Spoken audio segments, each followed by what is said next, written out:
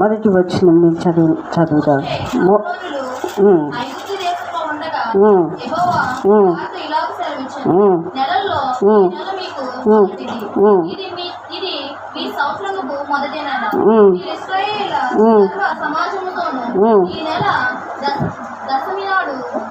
వారు తమ తమ కుటుంబంలో లెక్క చొప్పున ఒక్కొక్కడు గొర్రె పిల్లనైనను మేక పిల్లనైను అనగా ప్రతి ఇంటికి ఒక గొర్రె పిల్లనైనను ఒక మేక పిల్లనైనా తీసుకోవాలేమో.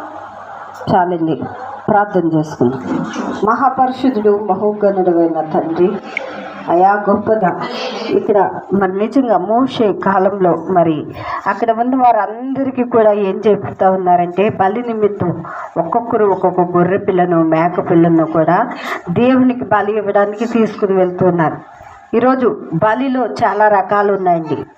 బలిలో మనము దేవునికి అర్పించే ఆ అర్పణ విషయంలో బలిలో 7 రకాల బలులు ఉన్నాయి. ఇందులో మనము మరి దహన బలి అని ఆ వాక్యాన్ని కూడా చూద్దాం. అదే నిర్గమాకాండంలో 29:42 వచనం మీరు చూస్తే అక్కడ మనకి దహన బలి కనిపిస్తూ ఉంది. మనం చదువుదాం వచ్చిన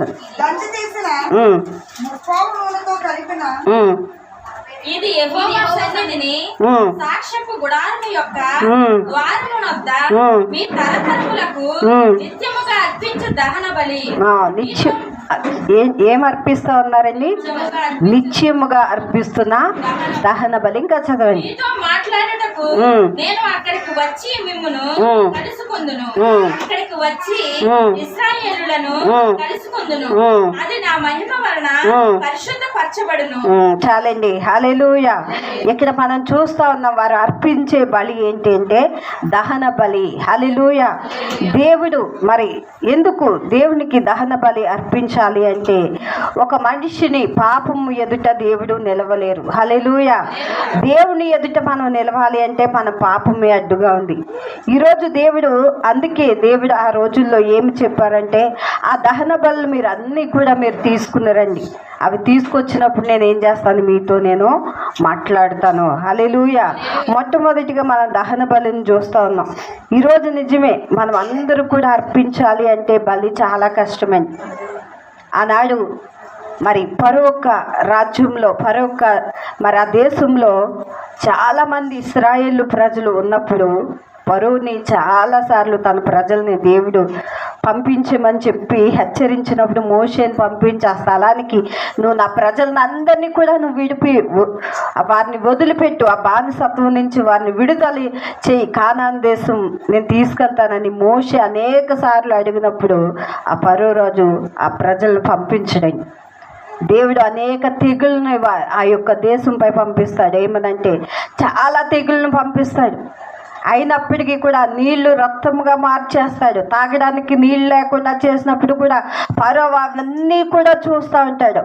కానీ మరలా దేవుని మోషే ప్రార్థన చేయగా ఆ నీళ్లు మరలా ఆ రక్తముగా మారిన నీళ్ళు ఏమవుతూ ఉంటాయి, మధురముగా మార్చబడుతూ ఉన్నాయి. అనేక కార్యాలు అనేకమైన శోధనలో ఆ యొక్క ప్రాంతంపై పంపించినప్పటికీ ఫరో హృదయం ఎలా ఉందంటే కఠినమైపోయిందంటండి. హల్లెలూయా.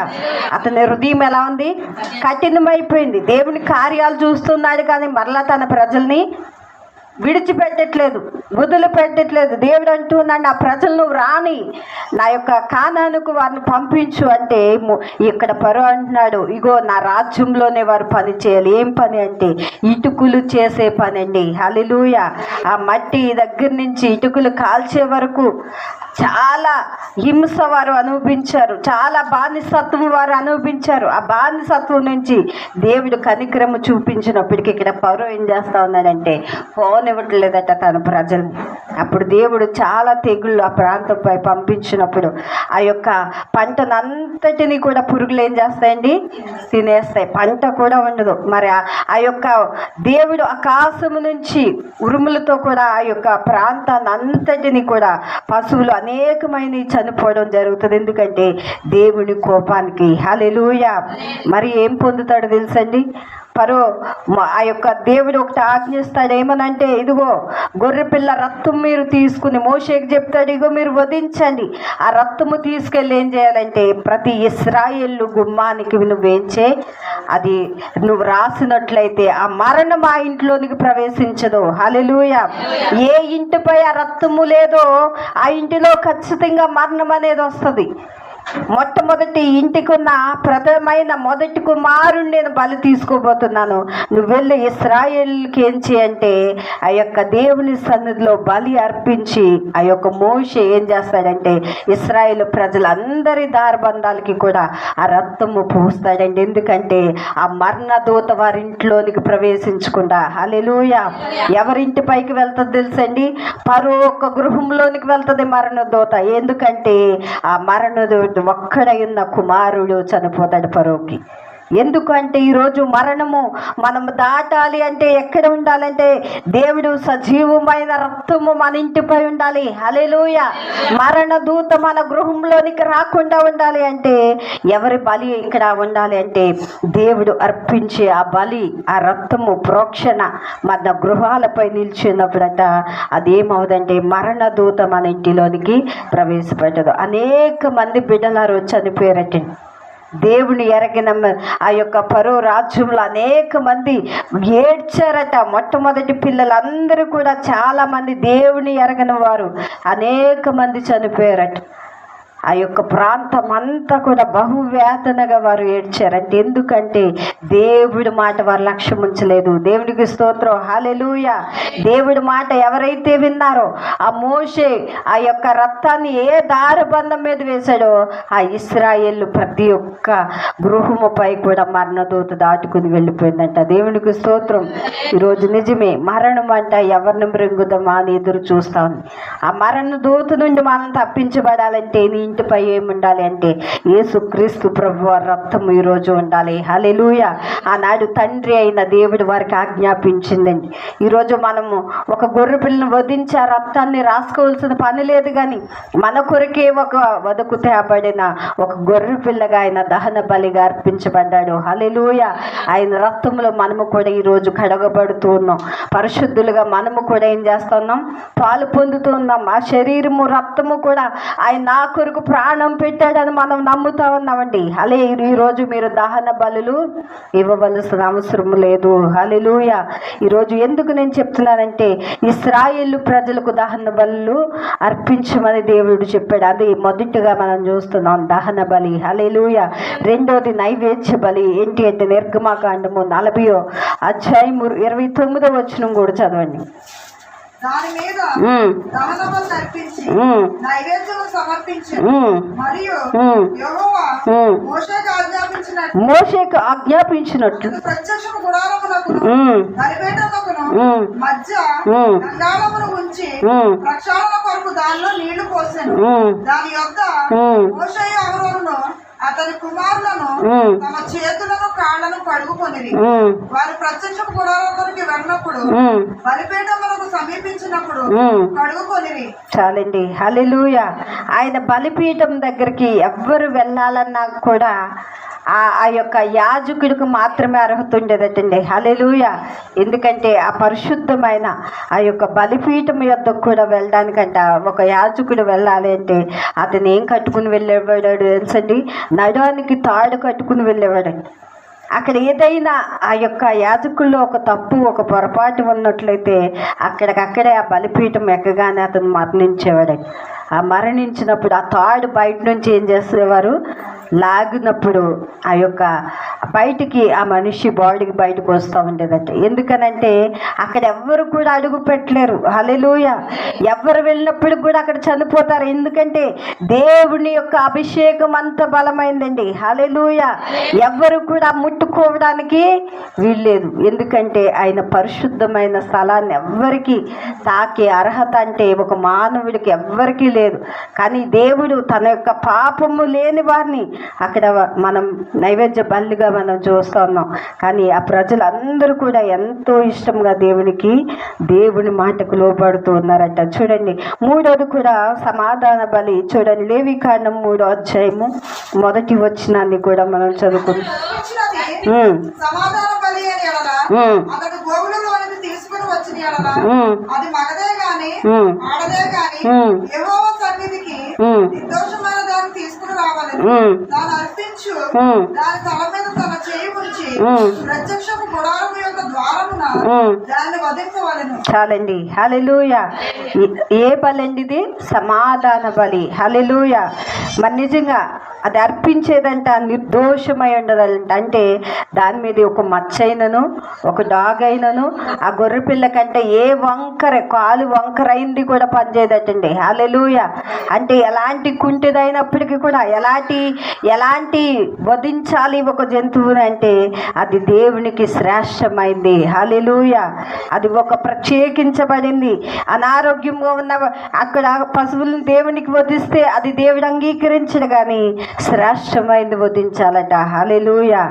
అందుకే మరి నిజంగా మనం అందరూ కూడా ఆదికాండంలో మరి ఆ యొక్క ఆదాము కుమారులు మనం చూస్తాం. ఎవరండి? కయ్యోను, హేబేలు.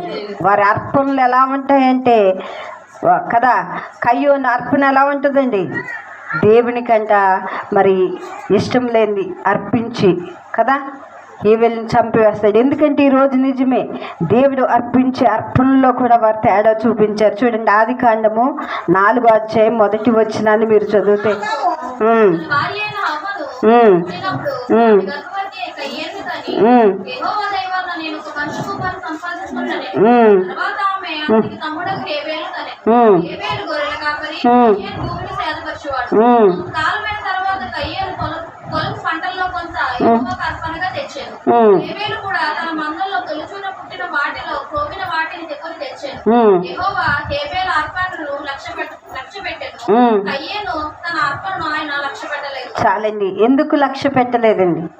వారిద్దరూ అర్పించారు కదా. మనకు డౌట్ వస్తుంది, ఇద్దరూ అర్పించారు కదండి, అందులో తప్పేముంది అనుకుంటాం. కానీ దేవునికి ఇక్కడ కయ్యోను అర్పించిన అర్పణ ఏంటి అంటే పంటలోది తీసుకుని వచ్చాడట. పంటలో పండివి ఆ యొక్క గోధుమలు అవి ఏదైనప్పుడు కూడా అవి తీసుకొచ్చాడట. ఇక్కడ మరి రెండో అతను ఏం తీసుకొచ్చారంటే శ్రేష్టమైన గొర్రె పిల్లలను తీసుకొచ్చి ఆ మందలోంచి అంట దేవునికి అర్పణగా బలి అర్పించాడు. అంటే దేవునికి ఆ దినాల్లో ఆ రక్తం అనేది చాలా ఇష్టమైంది. హల్లెలూయా. అందుకే ఈరోజు ధాన్యంలో అక్కడ అర్పించినప్పుడు కూడా దేవుడు అతని అర్పణలు స్వీకరించలేదు. ఎందుకంటే ఈరోజు అర్పించే అర్పణలో కూడా దేవుడికి ఇష్టమైంది ఎవరో అర్పించారంటే హేబేలు కదా. ఈరోజు నిజమే దేవుడు వారి యొక్క అర్పణలు ఎందుకు స్వీకరించలేదంటే ఈరోజు తన యొక్క దేవునికి హృదయపూర్వకమైన అర్పణ అతను చెల్లించలేదు. ఈరోజు నిజమే మనం చేసే ప్రతిదీ కూడా దేవుడు మన హృదయపూర్వకంగా ఇష్టపూర్వకంగా దేవునికి చేర్చినట్లుగా మనం చేయాలంటండి. హల్లెలూయా. ఇప్పుడు కూడా మనం ఏ కార్యక్రమం చేసుకున్నప్పటికీ అక్కడ ప్రథమగా ఎవరు ఉండాలంటే దేవునికి ప్రథమ ఫలాన్ని మనం ఇచ్చినట్లయితే దేవుడు ఖచ్చితంగా ఆ యొక్క ఆశీర్వాదం మన కుటుంబాలపై ఉంటుంది. చూడండి, 4వది కూడా పాప పరిహార్థ బలి నిర్గమకాండము అది 29 వచనం కూడా చదువుకుందాం. అక్కడ కూడా నిర్గమకాండం నీవు ప్రత్యక్షపు గుడారము ఎదుటకి ఆ కోడెను తెప్పింపవలెను. అహరోనులను అతని కుమారులను కోడె తల మీద తమ చేతులను ఉంచగా ప్రత్యక్షపు గుడారం యొక్క ద్వారమునొద్ద యెహోవా సన్నిధిని ఆ కోడెను వధింపవలెను. ఆ కోడె రక్తములో కొంచెము తీసుకుని నీ వ్రేలుతో బలిపీఠము కొమ్ముల మీద చవిరి రక్త శేషమంతయు బలిపీఠమునకు పోయవలెను. చాలండి. హల్లెలూయా. చూసారా, అహరోను దేవుని యొక్క యాజకుడు కదా, చాలా శ్రేష్టమైనదిగా తన కుమారులకు వారు కూడా అర్పణలు అక్కడ చెల్లిస్తూ ఉన్నారు. తన ప్రజల నిమిత్తం అనేక మంది తీసుకొచ్చిన అర్పణలన్నీ కూడా ఇక్కడ వీరికి అప్పగించినప్పుడు వారి నిమిత్తం పాప పరిహార్థ బలిగా మరి నైవేద్య బలిగా సమాధాన బలిగా ఒక్కొక్కరు చేసిన పాపానికి ప్రతిగా అక్కడ వారు ఆ యొక్క అర్పణలు చెల్లిస్తూ ఉన్నారట. దేవునికి స్తోత్రం. ఈరోజు నిజమే ఒక జంతువుల రక్తము ద్వారా ఆ దినాల్లో దేవుడు ఆనందపడవచ్చు. కానీ ఈరోజు మనం అర్పించవలసింది లేదు. కానీ ఎందుకంటే ఆనాడు ప్రజలు ఎంతగా దేవునికి అర్పించవన్నది ఈరోజు మనం జ్ఞాపకం చేసుకుంటా ఉన్నాం. హల్లెలూయా. ఈ బలులన్నీ మనం చెల్లించాలి అంటే మనం చాలా కష్టమండి. అబ్రహాము కూడా ఏం చేస్తాడు తెలుసండి, దేవుడు ఒక చోటకి వెళ్ళి అబ్రహాము కూడా ఆ యొక్క దేవుడికి బలి పట్టుకుని వెళ్ళి బలి తెమ్మన్నప్పుడు పట్టుకుని వెళ్తాడు, కానీ వధించమని చెప్పడు. అది వెళ్ళి ఏం చేస్తాడంటే అబ్రహాము వధించేసి ఆ దేవుడు అబ్రహాము బలిపీఠం మీద వధించిన తర్వాత నిద్రపోతాడండి. నిద్రపోయినప్పుడు ఆ యొక్క బలిపీఠం మీదకి అనేకమైన పక్షులు వచ్చి ఆ మాంసాన్ని తిన్నప్పుడు దేవుడు ఆ బలిని స్వీకరించలేదు. హల్లెలూయా. ఈరోజు నిజమే, అలాంటి బలిని ఆ రోజు దేవుడు అబ్రహాం ఒక బలిని కూడా స్వీకరించలేదు. ఎందుకంటే కొన్ని సందర్భాల్లో వారు కూడా అపరాధముగా దేవునికంట అర్పించినప్పుడు ఆ బలిని దేవుడు ఇష్టపడలేదు. ఎందుకంటే ఈరోజు దేవునికంట ఏం బలి దేవుడు కోరుతా ఉన్నాడంటే అపరాధ పరిహార్థ బలిగా అంట. ఇది చూడండి, ఆ రోజు కూడా ప్రాణి అర్పణ బలి అంట. చూడండి, చదవండి, అది కూడా నిర్గమాకాండము 29:40 కూడా మీరు చదివినట్లయితే, దంచి తీసిన ముప్పావు నూనెతో కలిపిన 10వ వంతు పిండిని పానీయార్పణముగా ముప్పావు ద్రాక్షారసమును మొదటి గొర్రెపిల్లతో అర్పింపవలెను. సాయంకాలం మందు రెండో గొర్రెపిల్లను అర్పింపవలెను. అది యెహోవాకి ఇంపైన సువాసన గల హోమమగునట్లు ఉదయకాలం మందు అర్పణను దాని పానీయార్పణమును అర్పించినట్లు దీన్ని అర్పింపవలెను. చాలండి. హల్లెలూయా. యెహోవా కంట ఇంపైన సువాసన గలదంట. హల్లెలూయా. మరి దేవుడు కోరే బలులు ఆ రోజు తన ప్రజలు అలాగ స్వీకరించినప్పుడు గట్ట దేవుడికి ఏం కలుగుతూ ఉండేది? సంతోషం కలుగుతూ ఉండేదట. హల్లెలూయా. ఈరోజు నిజమే, అందుకే దావీదు అంటాడు, ఇదిగో విరిగి నలిగిన హృదయమే నిజమైన నీకు బలి ప్రభువా కదా, నా యొక్క ప్రార్థన నీ సన్నిధికి ధూపం వల్లే చేరుతా ఉంది. హల్లెలూయా. నైవేద్యం వల్లే ఉదయకాలమున నా ప్రార్థన నీ సన్నిధికి నైవేద్యం వల్లే నేను సిద్ధపరిచి ఉన్నాను. హల్లెలూయా. ఇప్పుడు నువ్వు ఈ బలులు ఇవ్వవలసిన అవసరం లేదు, కానీ ఇప్పుడు నువ్వేం చేయాలి? వేకువజామునే ప్రార్థన దేవుని సన్నిధిలో నువ్వు మొరపెట్టే ప్రార్థన అంట నైవేద్యం వల్లే దేవుని సన్నిధికి వెళ్తుందంటండి. హల్లెలూయా. నువ్వు నైవేద్యం వల్లే అది సిద్ధపరుస్తూ ఉంటే అది ధూపం వల్లే దేవుని సన్నిధికి ఒక సువాసనగా నీ ప్రార్థన దేవునికి వెళ్తూ ఉందంట. హల్లెలూయా.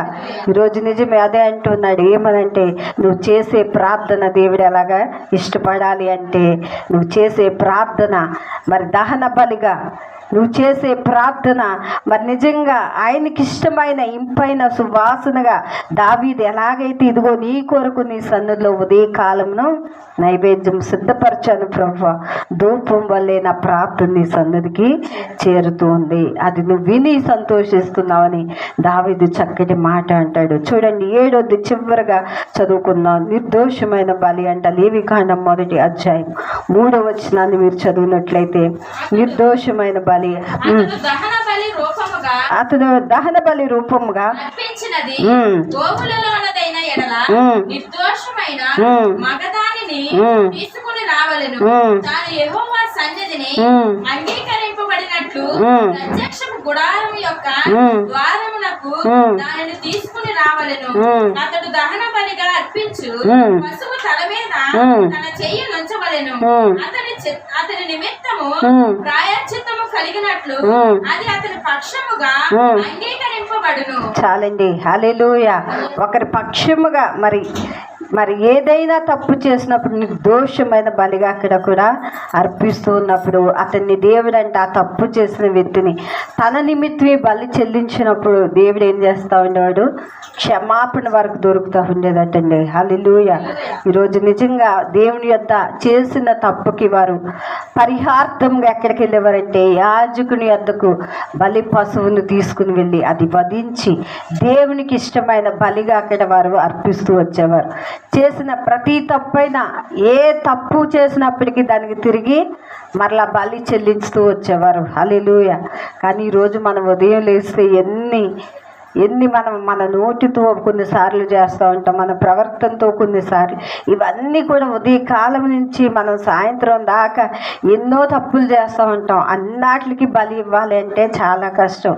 హల్లెలూయా. దేవుడు అది గుర్తించాడండి. తన ప్రజలైన మనల్ని జ్ఞాపకం చేసుకుని నా పిల్లలైన వీరు ఇంతగా నేను బలులు వీరి ద్వారా తీసుకోవడం కూడా చాలా కష్టం. మనం అర్పించే బలులు అంట దేవుడు ఇష్టపడలేదు. అప్పుడు తన ప్రియ కుమారుడైన యేసుక్రీస్తు ప్రభువేనంట వదకు తేబడిన ఒక గొర్రె పిల్లగా ఈ లోకానికి తండ్రి పంపించి పరిశుద్ధమైన ఏ మచ్చడాగు ఆయనలో లేదు, ఎలాంటి పాపము ఆయనలో లేదు, ఒక నిర్దోషమైన ఒక బలిగా ఆయనేనంట ఈరోజు మన అందరి పాపం నిమిత్తంకి ఈరోజు ఆ యొక్క సిలువలో ఆయన నలగొట్టబడి ఒక బలిగా మారిపోయారు. దేవునికి స్తోత్రం. వదకు తేబడిన గొర్రెపిల్లగా మార్చబడి ఈరోజు ఆయన రక్తము ద్వారా దేవునికి సువాసనగా మార్చబడ్డాడట. హల్లెలూయా. ఈరోజు మన పాపముల నిమిత్తం అంతటిని కూడా ఆయన మీద భారం వేసుకుని ఆయనే ఒక గొర్రెపిల్లగా దేవునికి అర్పించుకున్నారు. దేవునికి స్తోత్రం. ఈరోజు ఆయన ఇచ్చిన అర్పణ ఈరోజు మనకు విడుదల. హల్లెలూయా. ఈరోజు ఈ బలులన్నీ నువ్వు చెల్లించే అవసరం లేదు, కానీ నువ్వు విరిగి నలిగిన హృదయంతో నువ్వు నిజముగా దేవుని ఆరాధిస్తూ ఉంటే, నిజముగా నువ్వు దేవుని సన్నిధిలో మొరపెడుతూ ఉంటే దేవుడు నీకు క్షమాపణ కలగజేస్తూ ఉన్నాడు. దేవునికి విడుదల కలగజేస్తూ ఉన్నాడు.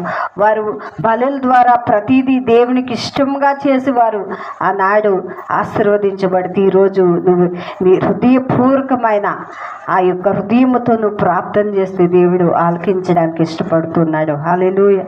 ఈరోజు నిజంగా ఇవన్నీ దేవుడు మనకు అప్పగించకపోయినా ప్రార్థన చేయాలంటే చాలా కష్టమైంది. మనం ప్రార్థనలో ఉండాలంటే ఏదో బరువులు మోస్తున్నట్లు ఉంటుంది చాలామందికి. ఎందుకంటే దేవుడు నీకు ఎంతకాలం ఈ భూమి మీద సమయం ఇస్తాడో తెలియదు, కానీ నువ్వు దేవుని కొరకు సిద్ధపడు. హల్లెలూయా. ఆయన ఎదుర్కోవడానికి నువ్వు సిద్ధపడు. ఒకరోజు ఈ భూమి మీదకి ఆయన దిగబోతూ ఉన్నాడు. ఆయన ఎదుట నువ్వు కూడా లేవనెత్తి ఒకరోజు ఆయనతో కూడా కలిసి నువ్వు వెళ్ళాలి అంటే నువ్వు బ్రతికిన దినములన్నీ దేవుని యొక్క సన్నిధిలో నువ్వు గడపడానికి ఇష్టపడితేనే దేవుని యొక్క శక్తి నువ్వు పొందుకోగలవు. హల్లెలూయా. నేను పరిశుద్ధుడిని, మీరు కూడా పరిశుద్ధులుగా ఉండండి. ఈరోజు నిజమే దేవుడు చెప్తున్న మాట ఏంటంటే మనం అందరూ కూడా దేవుడు ఒకటే అంటున్నాడు, నేను పరిశుద్ధుని కనుక నా ఎదుట మీరు కూడా పరిశుద్ధులై ఉన్నప్పుడే మీరు నా ఎదుట నిలవగలరు. హల్లెలూయా. ఎవడు కూడా పాపంతో నా ఎదుట నిలవజాలలేరండి దేవుని ఎదుట. అందుకే ఈరోజు మనమంట పాపం లేని వారిగా దేవుడు మనల్ని చూడాలని ఇష్టపడుతున్నాడు.